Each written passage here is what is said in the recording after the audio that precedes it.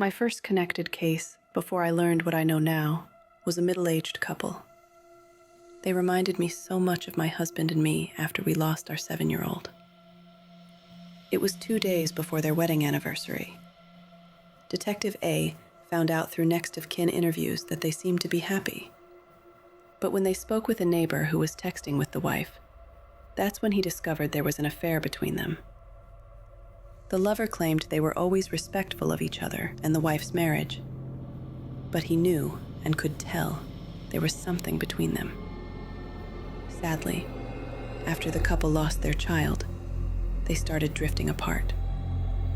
The amorous neighbor found himself comforting her more often, and as those things usually go, one thing led to another, blah, blah, blah.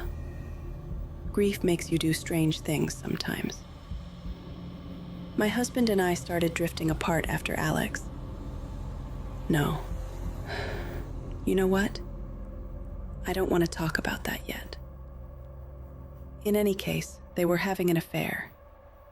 Their friend circle reported they saw the couple less and less, but didn't think anything of it because they were grieving. In the last days before the wife and lover's murder, other neighbors reported strange occurrences and encounters with the husband. He would pound on one neighbor's door at 2 or 3 in the morning, demanding they get their cat because it was yowling under his window so loudly it sounded like it was in his room. They said they were confused because their cat never went outside. One morning, they woke to an animal carcass smeared across the porch. Their doorbell camera footage revealed it was him. Police said they couldn't do anything about it other than file a restraining order because he didn't break any laws. That old bullshit.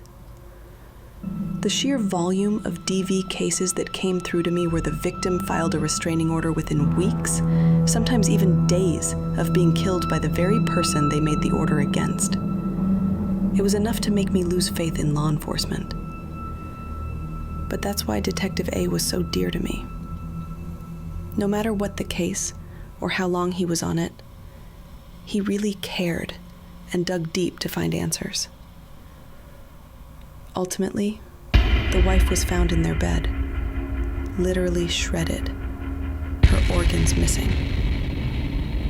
Detective A thought it might have been a ritualistic killing at first, but there were no other connections that would suggest it.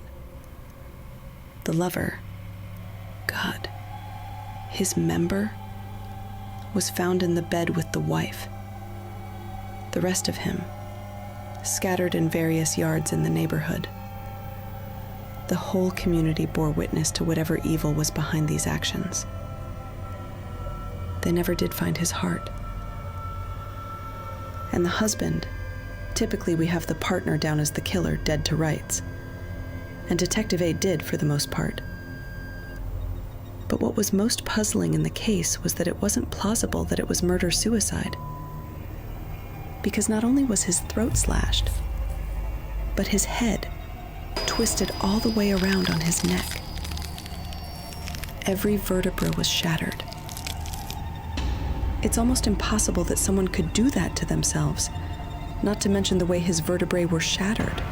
Just beyond perplexing. But it was the footage that allowed for us to believe he did in fact kill his wife and neighbor. And when he was done, he returned home, went into the bathroom, and never came out. His screams.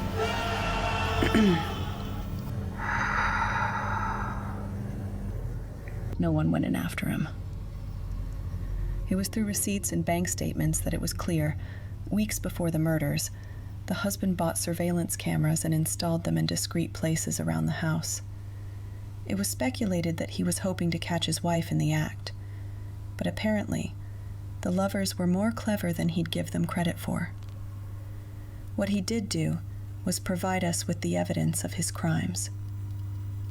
So much blood and screaming. I didn't sleep for months after. And I thought it was the sleep deprivation at first. But I started to see and hear my Alex running around the house, up late at night in his room. By the second week, I was letting it feel normal to me. It was comforting in a way. But then he started asking me about the lady with the black hair that Daddy was friendly with. And I did notice that my husband was more distant than usual. To make matters worse, his behavior started changing. He was more chipper, spending more time away from home. When I questioned him about it, he told me that he had found something that was helping him cope, and that he wasn't ready to share just yet, but as soon as he was, he would. Bullshit. I just knew that fucker was having an affair. And how dare he do this to me and our son? Alex would be so much of a comfort. But then I started slipping at work. My boss asked me to take some time off because it was clear this case had deeply affected me. So ironic, considering that I would find myself in the same place with the last case and one of my most beloved examiners. And while I never would have imagined it could get worse than this case, I would be proven wrong. So wrong.